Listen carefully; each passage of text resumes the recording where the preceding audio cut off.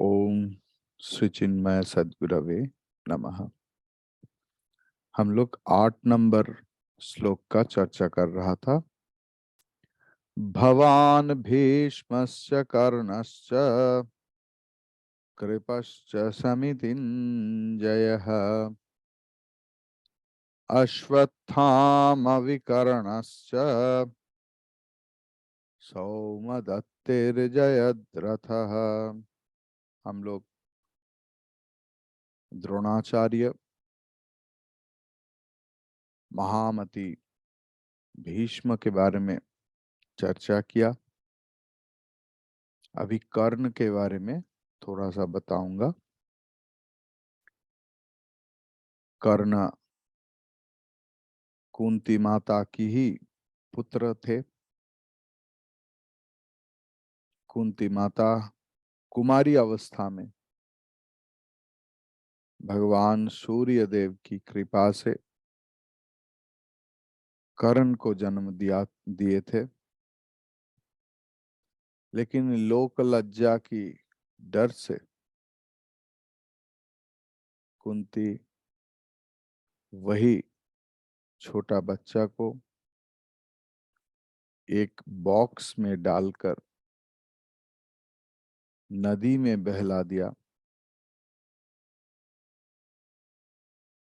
और बहते बहते वो जब बॉक्स पेटी का हस्तिनापुर की एक घाट में आ गया, वहां अधिरथ बोल के एक सूत उस बॉक्स को पाकर बहुत आनंदित हुआ और उनको घर में लेके आया। अधिरथ अपुत्रक थे, कोई पुत्र संतान नहीं था उनका।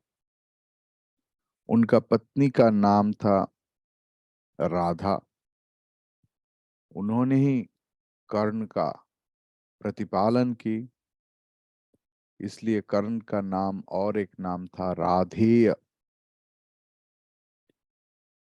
सूर्य देव की अपार करुणा में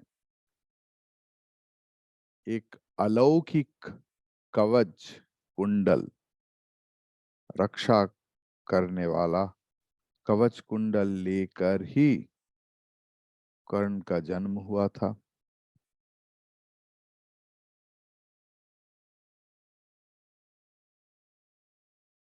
अधिरथ अपने बेटा का नाम रखा था वसुसेन। वसुसेन परशुराम के निकट उन्होंने शस्त्र शिक्षा किए थे। उन्होंने उसी शस्त्र विद्या में अत्यंत पारदर्शी थे। केवल अर्जुन के सिवा और किसी को उन्होंने अपने समकक्ष नहीं मानते थे, इसलिए अर्जुन के साथ ही उनका प्रतिद्वंदिता था। लेकिन कर्ण के सिवा, कर्ण के जैसे इतना दानी व्यक्ति, इतना दानशील व्यक्ति कोई नहीं थे। और बंधुवत्सल, दोस्त के लिए इतना आभारी व्यक्ति न भूतो न भविष्यति, ना तो पहले कभी था ना बाद में कभी होगा। कर्ण जब सूर्य उपासना में बैठते थे, उसके बाद जो जो मांगते थे कर्ण बिना सोच के वही दान दे देते थे। और इसी सुयोग में, इसी अवसर में अर्जुन को रक्षा करने के लिए इंद्रदेव ने कर्ण का जो कवच कुंडल वो मांगा। जो हर रोज उपासना करते हैं उनको सब कुछ पता चल जाता है। कर्ण का भी पता चला था ये कौन आया है, क्या मांग रहा है, क्यों मांग रहा है, लेकिन कर्ण ने उनको प्रत्याख्यान नहीं किया। यही दाता की धर्म है। उन्होंने वो दे दिया। लेकिन इंद्र का भी तो थोड़ा सा भी मनुष्यत्व था।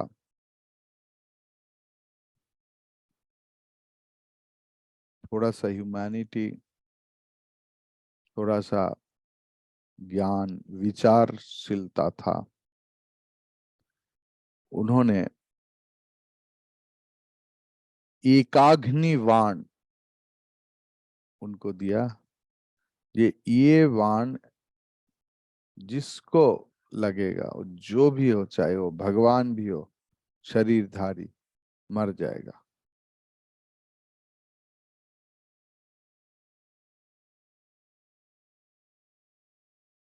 लेकिन और यही इंद्र का एकमात्र संबल था।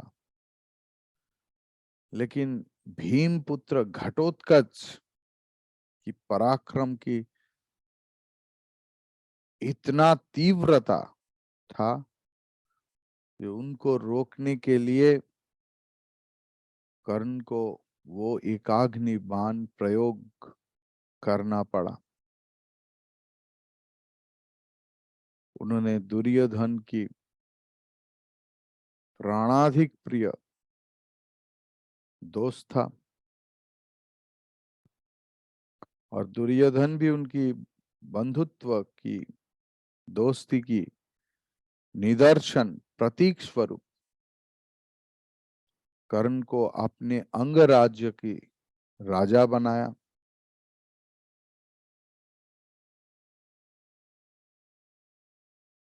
कर्ण की प्रकृत परिचय बोलकर भगवान कृष्ण और माता कुंती देवी उनको दुर्योधन की संग त्याग करने के लिए बहुत ही अनुनय किया। लेकिन कर्ण किसी भी शर्त में अपने दोस्ती के साथ विश्वासघात नहीं किया। द्रोणाचार्य वध होने के बाद सिर्फ 2 दिन के लिए कर्ण ने कौरव सेनापति बना था और अर्जुन के हाथ में उनका देहांत हुआ। अभी कृपाचार्य के बारे में कुछ आलोकपात करने का कोशिश करूंगा। गौतम गोत्रीय, गौतम वंशीय महर्षि शरद्वान की एक पुत्र और एक कन्या था। एक बार छोटा छोटा पुत्र और कन्या को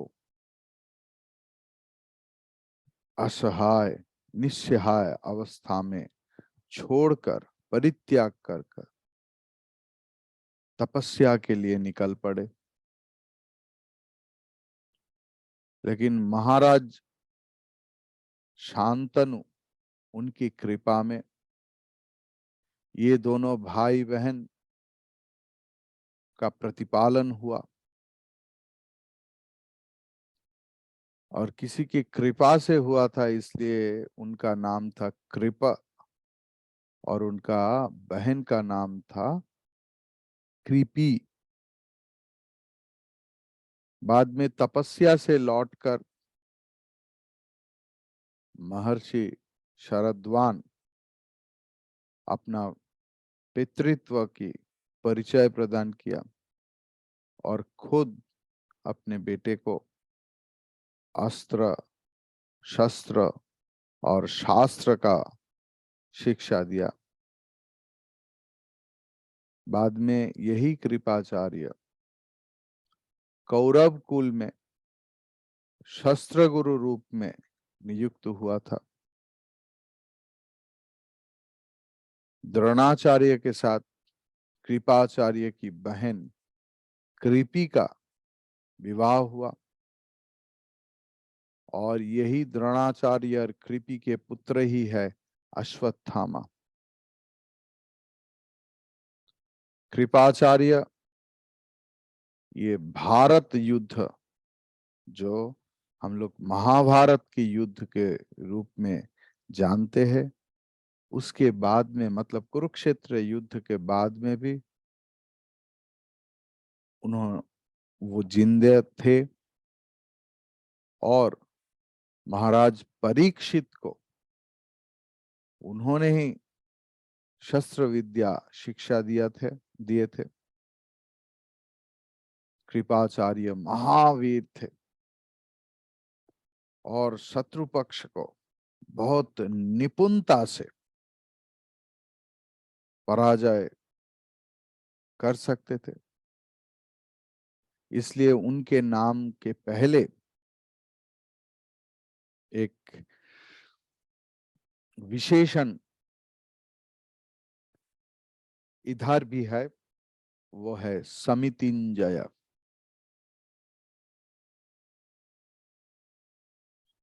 अभी अश्वत्थामा के बारे में तो मैंने पहले भी बताया थोड़ा सा।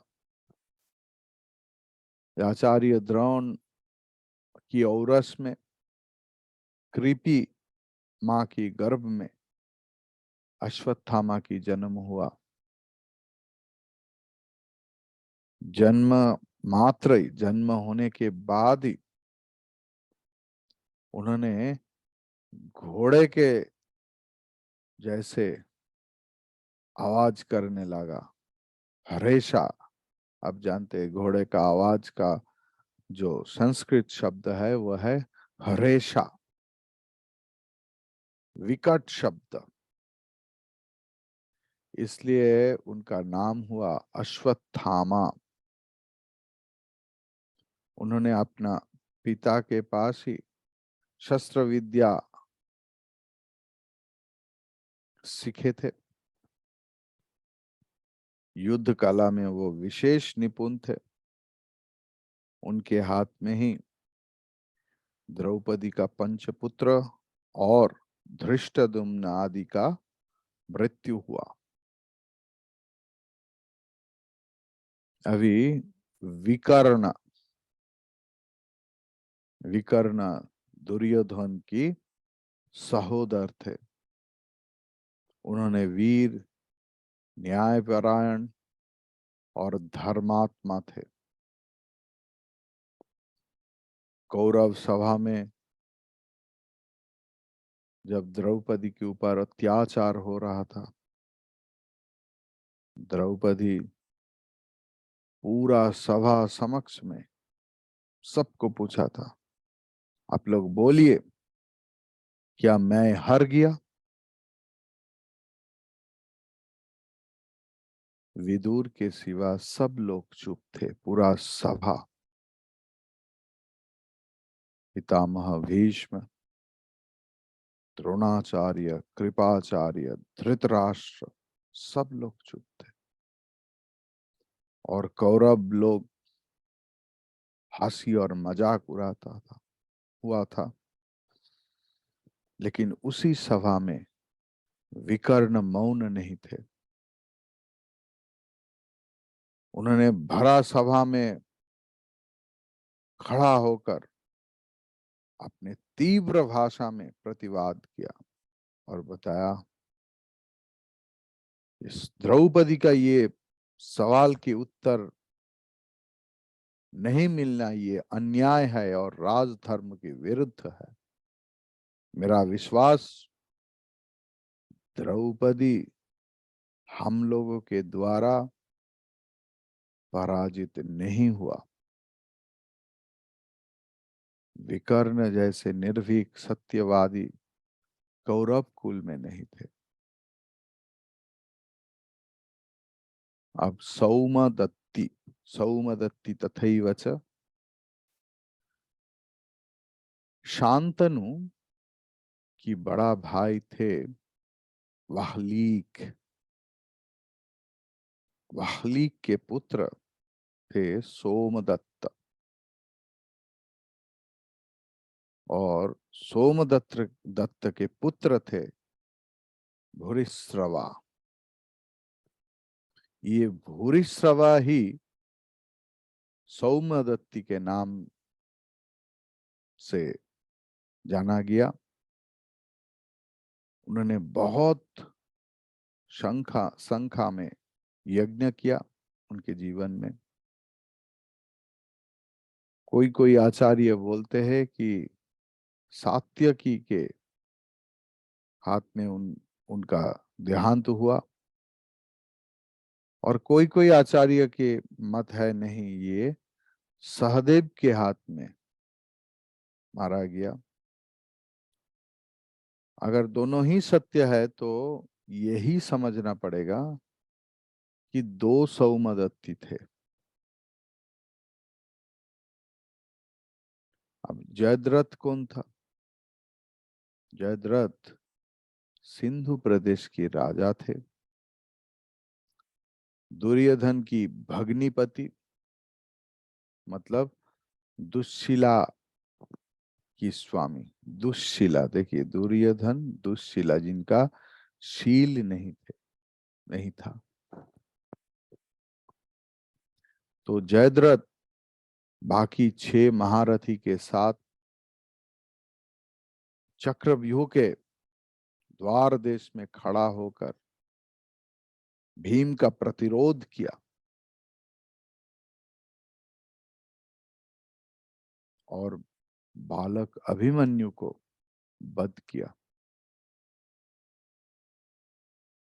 इनके परिणाम में अर्जुन के हाथ में इनका निधन हुआ।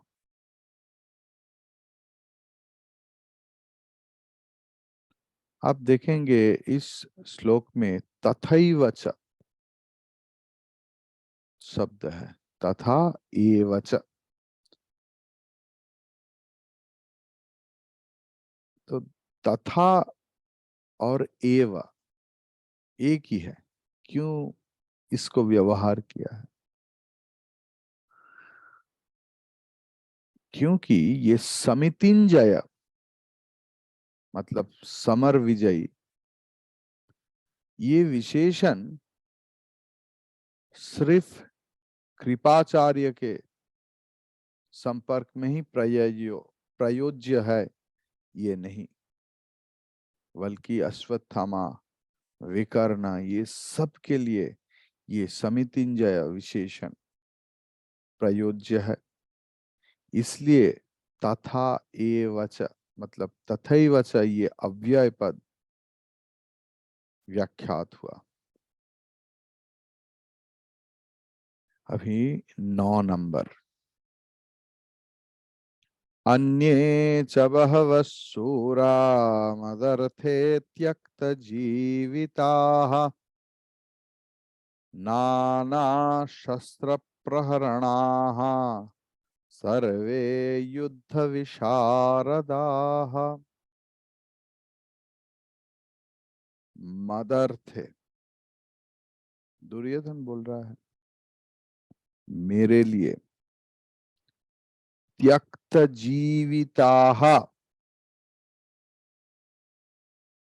त्यक्त जीविताः मतलब जीवन देने के लिए प्रस्तुत, प्राण देने के लिए प्रस्तुत।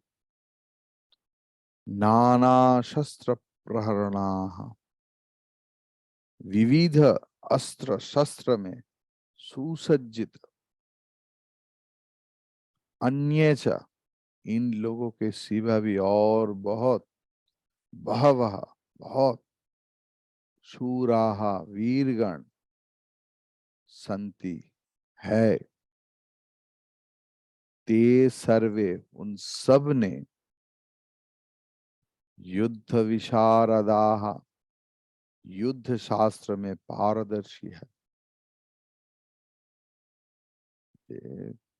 हे द्रोणाचार्य, हे आचार्य, सिर्फ आप, भीष्म, कर्ण, विकर्ण, अश्वत्थामा, जयद्रथ,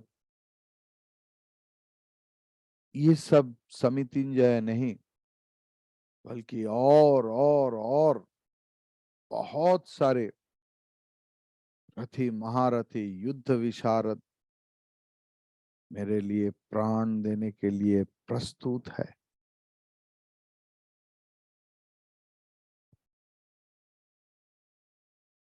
अन्ये च बहवः शूराः, ये बोलकर दुर्योधन द्रोणाचार्य को बोल रहा है जे देखो गुरु, हे गुरुदेव, अब ये कभी ना भूलना, मेरे पास सिर्फ गिने चुने वीर है। शल्य, कृतवर्मा जैसे बहुत बहुत सारे वीर हमारे सेना वाहिनी में है। अभी सवाल उठ सकते हैं, मदर्थे त्यक्त जीविताः, इसका मतलब क्या है? मतलब ये जो सैन्य है, ये जो रथी महारथी है, ये भाड़े पे लेके आया नहीं, किराए पे नहीं लेके आया। ये भाई चलो युद्ध करेगा, कॉन्ट्रैक्ट में एक दिन में इतना पैसा तुम्हारा सैन्य और तुम्हारे लिए ये कॉन्ट्रैक्ट मानी है, नहीं। ये बोलने का मतलब है they are obedient to me. ये सारे वीर, इनका अनुराग कितना है मेरा प्रति, ये सब लोग वाध्य है मेरा। मैं भी उन लोगों को विश्वास करते हैं और इन लोग भी मुझे विश्वास करते हैं। हमारे साथ प्रेम की संबंध है, और कितना प्रेम की संबंध है, ये मेरे लिए अपने लाइफ को सैक्रिफाइस करने के लिए ये लोग प्रस्तुत होकर हमारे पास आया। शूराहा, ये पद के द्वारा दुर्योधन अपने सैन्य का जो प्राधान्य है ये व्यक्त किया, और बहवह पद के द्वारा बहुत संख्या में है ये अभिप्राय व्यक्त किया। क्योंकि पांडव की सैन्य संख्या संख्या था सिर्फ 7 अक्षौहिणी, और कौरव का सैन्य संख्या था 11 अक्षौहिणी। और ये नाना शस्त्र प्रहरणना, हाँ, इसका मतलब है हमारा सैन्य सिर्फ संख्या में ही अधिक है ये नहीं, ये सब लोग आधुनिक अस्त्र शस्त्र ये सब में पारदर्शी है। They know rocket launcher, grenade, atom bomb, hand grenade, सब जानते हैं। They know everything else. जितना मॉडर्न युद्ध विद्या है और अस्त्र शस्त्र ये सब, और युद्ध विशारदाः, मतलब ये आप मत सोचिए नाना शस्त्र प्रहरणा के मतलब बहुत सारे शस्त्र है। अभी मेरे पास और किसी के पास, किसी ने बोला ये एटॉम बम है। एटॉम बम हो तो है, इनको चलाना आना पड़ेगा ना, उसको कोडिंग है, डिकोडिंग है, बहुत कुछ है। उसके लिए तो विशारद बनना पड़ेगा। तो ये लोग सिर्फ नाना शस्त्र प्रहरणा है ऐसे नहीं, ये सारे लोग युद्ध विशारदा है। उनका प्रयोग प्रणाली भी उनके पास सब कुछ जानकारी है। मतलब समरस्त्र में ये सारे लोग पंडित है।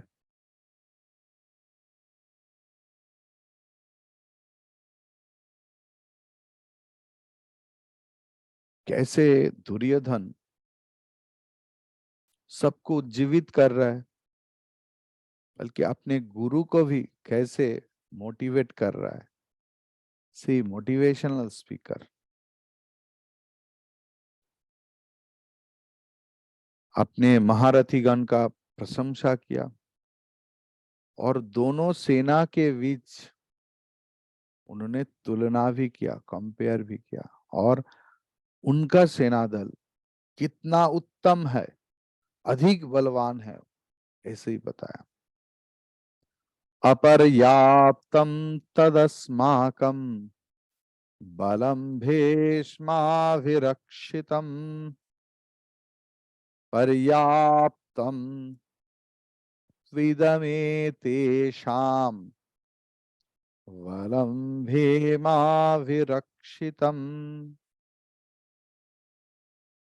भीष्म अभिरक्षितम, भीष्म के द्वारा सुरक्षित है।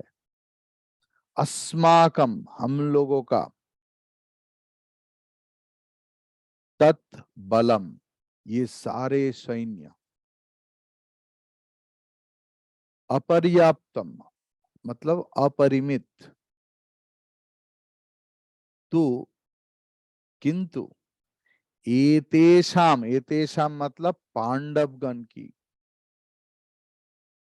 भीम अभिरक्षितम, भीम के द्वारा सुरक्षित, इदम यही, ये, बलम मतलब सैन्य सेना, पर्याप्तम परिमित, मतलब भीम के द्वारा परिचालित जो सैन्य वाहिनी है वो तो परिमित है, अल्प है, लेकिन भीष्म के द्वारा रक्षित हमारा सैन्य दल अपर्याप्त है, अपरिमित है, अनंत है। ये पर्याप्तम और अपर्याप्तम की अर्थ कैसे है? देखो, ये जो दो शब्द, इनकी अर्थ संबंध जो है, ये बहुत सारे आचार्य इनका बहुत सारे मतलब निकाला। श्रीधर स्वामी ने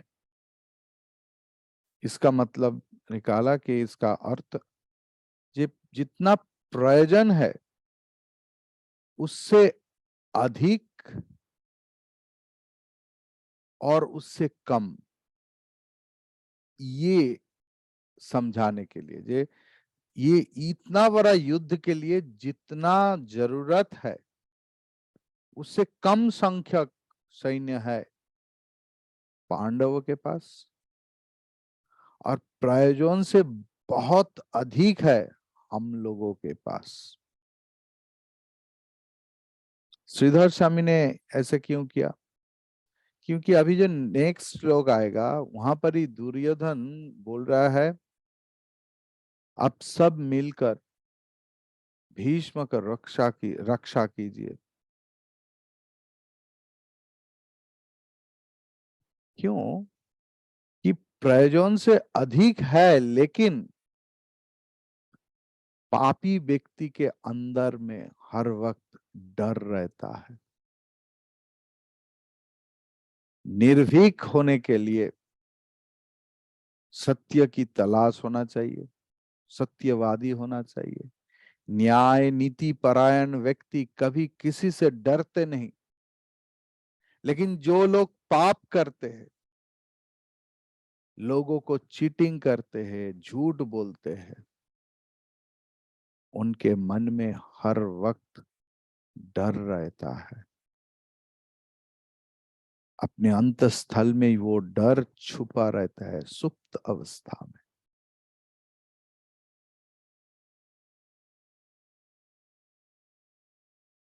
दुर्योधन अति सतर्क है, हमारा डर प्रकाश ना आ जाए बाहर में, वो प्रकाश ना हो जाए। लेकिन थोड़ा सा असतर्क होने से ही दुर्योधन की अंदर का असलियत निकाल आता है।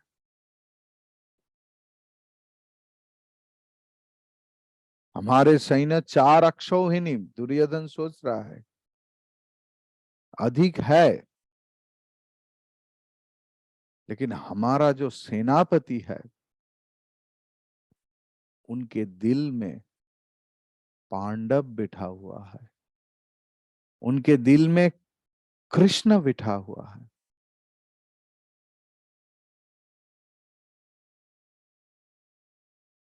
लेकिन दूसरे दूसरे आचार्य क्या सोचते हैं इसके बारे में भी, तो वो आचार्य लोग बोलते हैं कि स्वभाव विरुद्ध कुछ होना संभव नहीं। जो अपना स्वभाव है वही प्रकटित होता है।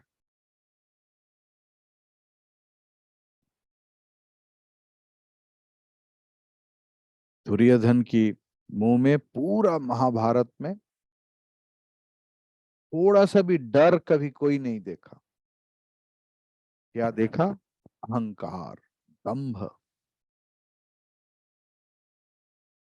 थोड़ा सा भी डर का कुछ उक्ति सुना नहीं दिया। महाभारत की उद्योग पर्व में 55 अध्याय की 67 नंबर श्लोक में एक है, गुणहीनम परेशांच बहु पश्यामि भारत, गुणोदयम बहुगुणा गुणमात्मक गुणमात्मनश्च विष्यम्पते। गुणोदयम बहुगुणम आत्मनश्च विषाम्पते, ऐसे कुछ श्लोक है। वहां पर यह है कि दुर्योधन अपने पिता धृतराष्ट्र को समझा रहा है कि हे भरतवंशीय महाराज, विपक्ष की ज्यादा से ज्यादा जो सैन्य है वो तो गुणहीन है, नपुंसक जैसे है, वहां पर वीर कहां पर है? और हमारा सैन्य को देखो, सारे गुणवान है।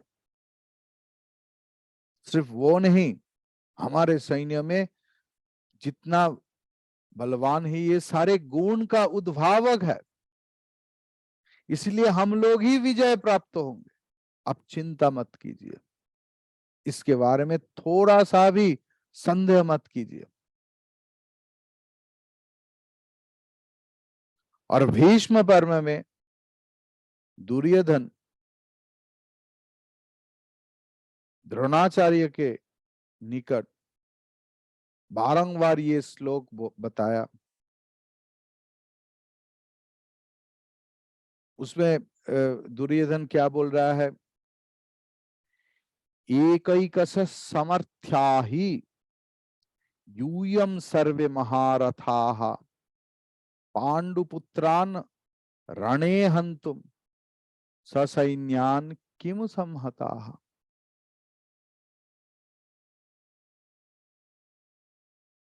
बोले ये है भीष्म पर्व में 51 अध्याय में 5 नंबर और 6 नंबर श्लोक। ये आपका हमारे दल में ऐसे ऐसे महारथी है जिन्होंने पूरा सेना के साथ, सैन्य के साथ पूरा के पूरा पांडव को योमालय में प्रेरण करने के लिए अकेला ही काफी है। और आप सब लोग एक साथ मिलकर ये युद्ध में विजय प्राप्त होगा, इसमें संदेह क्या है? लेकिन इतना कुछ बोलने के बाद भी